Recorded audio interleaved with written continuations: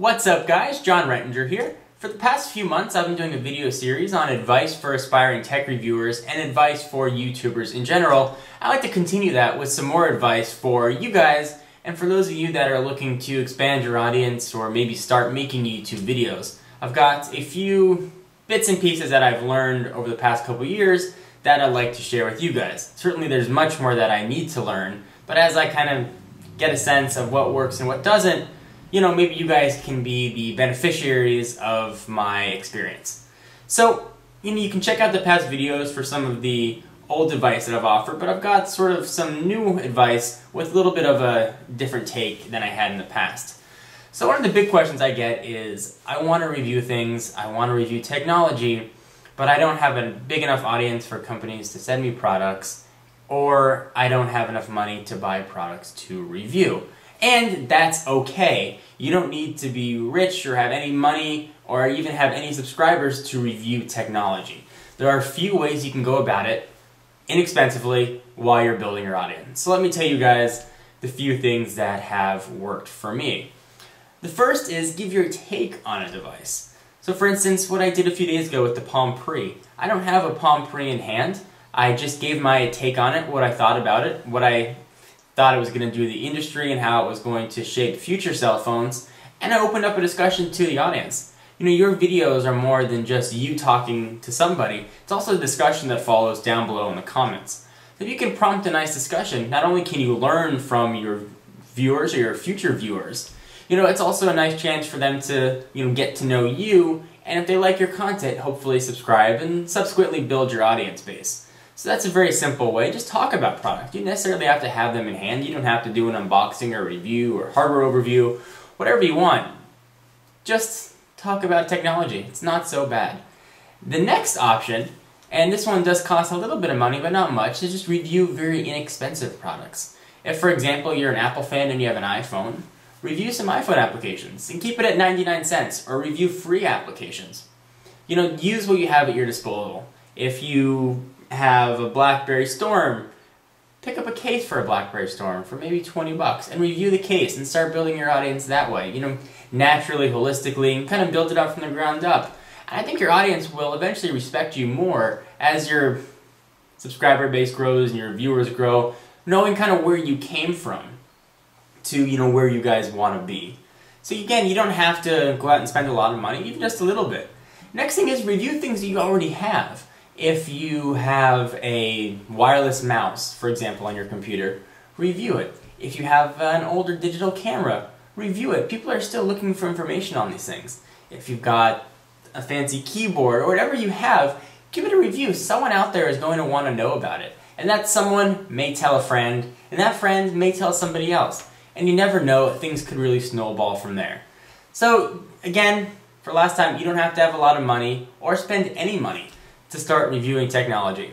And the next bit of advice is kind of a carryover from previous videos. You guys have to have confidence in yourself, or at least you have to project confidence. You have to do your research. You have to know the product. If you're giving out incorrect information or regularly giving out incorrect information, people aren't going to respect you. They're not going to respect your videos, and you're going to see your audience, experience minimal growth, unfortunately. So do your research, be confident in the videos that you're putting out there and the words that you're saying, and be very mindful of what you're saying. Try to be careful with your ums and ahs. I know that's difficult, but really try and just be mindful of it. It's make you look much less professional, rather. And the next bit of advice, and if you are going to reach out to other YouTubers, or if you're going to reach out to companies, be very careful of the language that you're using in your emails. Guys, I can't stress this enough. I get so many emails that say, instead of spelling out Y-O-U, they just say you. Or the title just says, read me. People aren't going to be responsive to that, especially if you're asking them for something and you're trying to get their attention in a way that's a little underhanded, and the language you're using in the emails is very juvenile. No one's going to take you seriously, and it's going to be hard to get the exposure that you need. And the next thing is, if you're going to reach out to some YouTubers and you're asking them to promote your videos, you're going to have a very hard time getting a response. If me, for example, or another YouTuber is going to promote your video, or mention you in a Twitter post or something, we're going to get inundated with other people with the same requests. And unfortunately, it's very hard to accommodate everyone.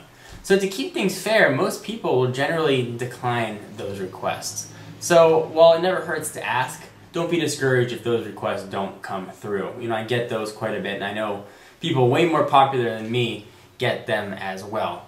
And that's a nice little segue to don't be discouraged. Don't be discouraged, guys.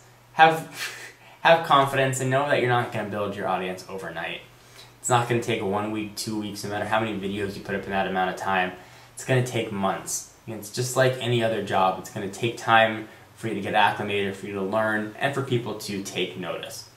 So guys, I hope you enjoyed this advice for aspiring tech reviewers. And there's also one last thing that I do want to share. I've mentioned in some of my videos, like the one I did for Quick TV a while back, people send me some really cool links and some cool promotions that sometimes I like to share with you guys. Well, there is a very, very, very neat one going on right now with the chance to win some pretty kick-ass prizes.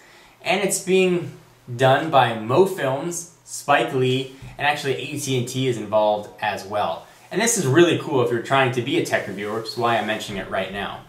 What you have to do is you can choose, I think they've got 10 or 12 companies, and you make an advertisement for them at home. You make a video on one of their products or one of their services. Each company has their own set of guidelines, and you enter it in a contest for MoFilms. You can win a chance to go to Cannes, which is pretty cool, in the south of France, I believe.